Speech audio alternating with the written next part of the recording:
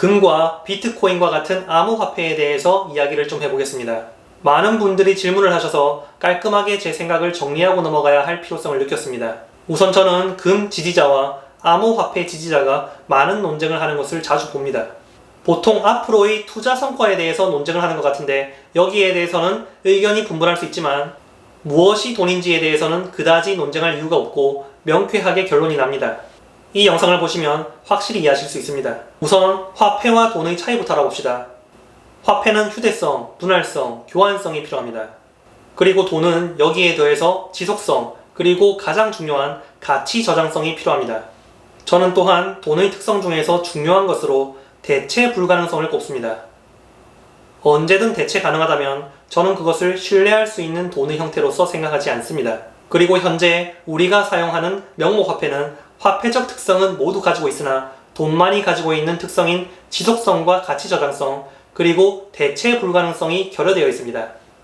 시대에 따라서 세계를 주도하는 통화는 변화해 왔으며 통화 시스템은 수십 년 주기로 변화해 왔습니다. 우리가 사용하고 있는 달러 기축 명목화폐 시스템은 1971년 탄생했습니다. 즉 지속성과 대체 불가능성이 없다는 말입니다. 또한 우리가 사용하는 명목화폐는 시간이 갈수록 가치를 잃게 설계되어 있어서 가치 저장성이 없습니다. 그에 반해 지난 수천 년간 금과 은은 화폐의 특성에 더해서 지속성, 대체 불가능성, 그리고 가치 저장성을 가지면서 돈의 역할을 해왔습니다. 그러면 비트코인과 같은 암호화폐는 어떨까요? 화폐적 특성을 모두 가지고 있을 뿐만 아니라 수량을 한정지어서 자연적으로 수량이 한정된 금과 은과 같은 효과를 내게 설계되어 있습니다. 그리고 탄생 이후에 10년에 걸쳐서 지속성을 이어나가고 있습니다. 심지어 블록체인 기술에 의해서 화폐로서의 특성은 금과 은보다 뛰어납니다. 해외로의 전송도 간편합니다. 그리고 지난 10년 동안 최고의 성과를 낸 자산으로서 가치 저장성도 입증했습니다. 비록 수천 년 동안 자신을 증명한 금과 은에 비해서는 너무나도 짧은 기간이지만 돈의 특성을 보여주었습니다. 그러나 역시 암호화폐의 가장 큰 문제는 화폐와 마찬가지로 돈의 중요한 특성인 지속성, 대체 불가능성, 그리고 가치 저장성이 본질적으로 결여되어 있습니다. 차근차근 살펴봅시다. 많은 사람들이 암호화폐와 블록체인 기술이 미래의 화폐 시스템이 될 것이라고 합니다. 그리고 저는 여기에 대해서도 부정하지 않고 상당 부분 동의하는 입장이에요. 자, 그러면 암호화폐가 미래의 시스템이 된다고 칩시다. 그러나 그것이 비트코인이나 현존하는 다른 수백 개의 알트코인 기반 시스템이라는 보장이 어디에 있나요? 가장 먼저 나온 비트코인이 가지고 있는 특성을 이후에 나온 다른 알트코인들도 모두 다 가지고 있습니다. 심지어 속도나 안정성, 기능이 더 뛰어난 알트코인도 있습니다. 비트코인이 가지고 있는 특성은 유일하지 않습니다. 단지 처음 나왔다고 해서 비트코인 기반이 될 것이라는 것에는 회의적입니다. 라이트 형제가 처음 만든 비행기가 우리가 지금 사용하는 비행기인가요? 처음 나온 전화기가 우리가 지금 사용하는 전화기인가요? 처음 나온 자동차가 우리가 지금 사용하는 자동차인가요? 암호화폐는 정부 또는 중앙은행들에 의해서 금지 또는 통제되거나 대체제가 나올 수 있습니다.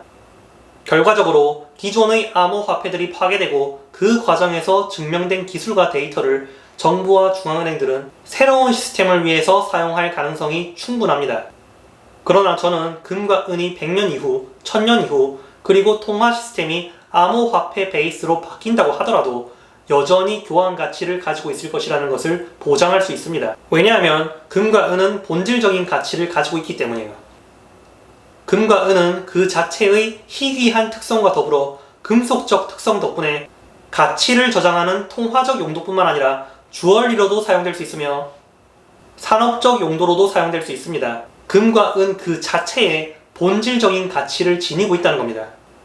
그러나 암호화폐는 수량만 한정지었다 뿐이지 본질적인 가치는 없습니다. 암호화폐를 직접적으로 어디다 사용할 수 없습니다. 무슨 말이냐면 암호화폐로 주얼리를 만들 수도 없고 전자제품에도 넣을 수도 없고 태양광 발전, 우주공학, 자동차에도 사용할 수 없습니다. 암호화폐를 사는 사람은 항상 자신이 산 가격보다 더 높은 가격에 사줄 사람을 찾아야 합니다. 그리고 그 목적으로 삽니다. 그러나 금과 은은 본질적인 가치를 그 자체에 지니고 있으므로 언제나 교환 가치가 있습니다. 지난 수천 년도 마찬가지고 미래에도 마찬가지입니다. 금과 은이 가진 특성은 유일하고 모방이 불가능합니다.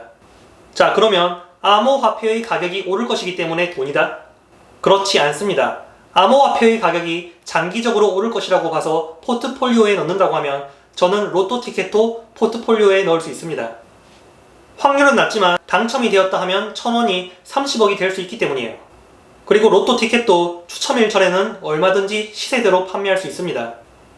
즉 로또 티켓도 암호화폐가 가지고 있는 특성을 똑같이 가지고 있습니다. 로또도 꽝이 나와서 종이가 될 수도 있고 30억이 될 수도 있기 때문이에요. 또한 금과 은은 현금의 대체재로서 보유가 가능합니다. 그리고 주식이나 채권, 부동산이 비싸다고 생각될 때 그것들의 대체재로서 보유가 가능합니다. 또한 인플레이션이나 디플레이션, 그리고 통화위기, 지정학적 리스크에 대비해서도 안전자산으로 보유가 가능합니다. 그러나 암호화폐는 현금 보유나 다른 투자자산의 대체재로서가 아니라 또 다른 투자자산으로 분류가 가능합니다. 현금 보유를 대신해서 또는 안전자산으로 보고 암호화폐를 산다는 것은 이상하다는 얘기예요. 다시 한번 말씀드리지만 저는 암호화폐가 하락할 것이라는 얘기를 하는 것이 아니고 영상의 초반에 말씀드린 것처럼 무엇이 돈인지에 대한 관점에서 얘기하는 겁니다.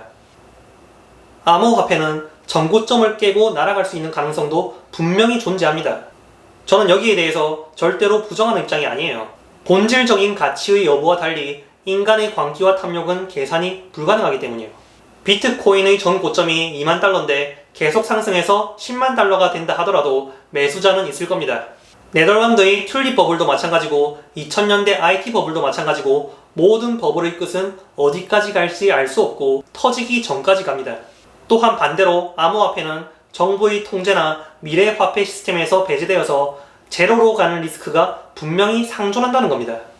그래서 저는 암호화폐를 지속성, 대체 불가능성, 가치 저장성이 있는 돈으로는 보지 않으며 화폐 또는 투자 자산으로 봅니다.